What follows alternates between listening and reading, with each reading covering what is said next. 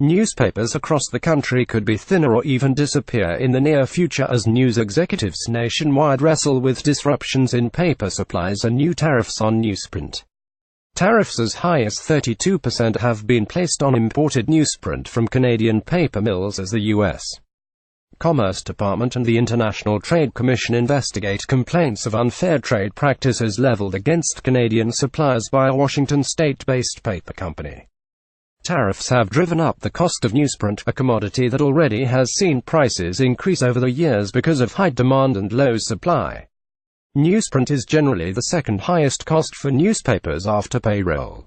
The problem is an additional frustration for the Las Vegas Review-Journal because its traditional newsprint supply rail route has been disrupted by Project Neon's freeway improvements.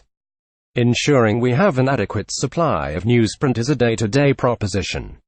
Review-Journal Vice President for Production Janet Owens said Wednesday, "We have been managing with limited newsprint reserves for about 6 months, and we don't anticipate any improvement this year.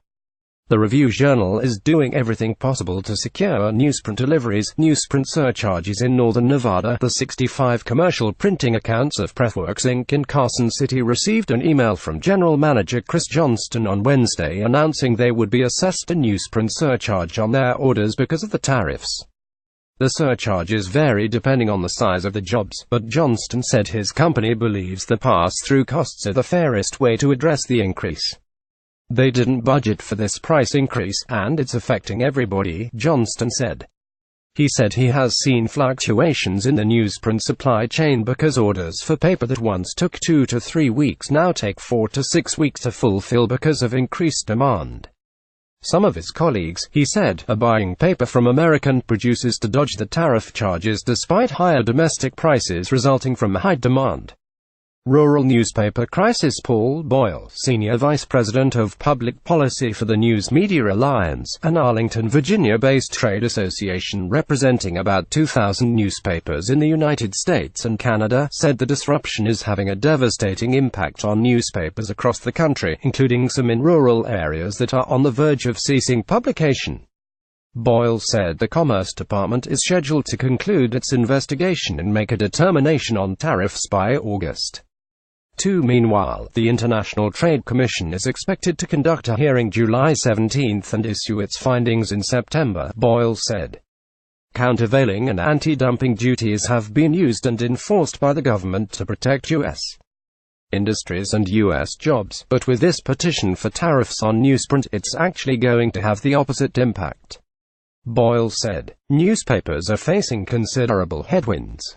We're already seeing the impacts of these tariffs with newsprint prices going up 30%, and in some cases small newspapers are having a hard time actually finding supply because the market is completely disrupted." Newsprint supply problems began years ago as newspaper circulation declined and many publications shifted to digital formats, reduced the size of the publications, or stopped printing on some days of the week. To survive, many U.S. paper producers closed mills, reduced operations and began selling more newsprint to thriving markets in China, Russia and Europe. Small mills complained recently. A small mill in Longview, Washington, North Pacific Paper Corp., owned by hedge fund One Rock Capital Partners, complained that Canadian mills were competing unfairly with U.S. producers by operating with federal loan subsidies and harvesting trees on government land. One Rock's website said the New York-based hedge fund focuses on under-optimized companies, those that don't make as much money as they potentially could. Working with a strategic partner, Japan's giant Mitsubishi Corp., the fund is invested in fast food outlets, consumer appliances and chemical companies. It acquired North Pacific Paper in 2016. While the Commerce Department investigates North Pacific's complaints, temporary tariffs from 6.5% to 10% have been levied, with collections going to an escrow account until the investigation is complete. This month, an additional 22% tariff was assessed because of a new allegation that Canadian mills were underpricing the product. Though the tariffs are only temporary, American mills, which on average are running at about 97% of capacity, have raised the prices as demand goes up. Industry leaders fear newspapers might have to increase advertising rates and costs to consumers or cut staffs to keep up with the higher prices. Ad revenue key. While displaying news exclusively online is an option for news organizations, print advertising is the primary generator of revenue for most newspapers and is essential to keeping the news-gathering side strong. It's very possible that inadequate newsprint reserves will affect the page count of the Review-Journal and perhaps that of our partner in the joint operating agreement, the Las Vegas Sun. Review-Journal publisher and editor Keith Moyer said Wednesday, "We'll do everything possible to keep popular features in the print edition every day, and if we have to cut some content, we'll publish the newspaper in full for our e-edition." The Review-Journal's e-edition is a digital version of the print edition that allows readers to scroll pages and read each article with a tap or a mouse click on the story. It is available at no charge to all print subscribers. Print subscribers who have not registered for the e-edition can do so by going to the bottom of the Review-Journal's homepage www.reviewjournal.com and clicking on the e-edition link at the bottom left. Additional pages of coverage will be added to the e-edition if they have to be cut because of inadequate newsprint supplies, Moore said. Stop Campaign. Boyle said the News Media Alliance is coordinating an education campaign about newsprint tariffs and how they are affecting local communities.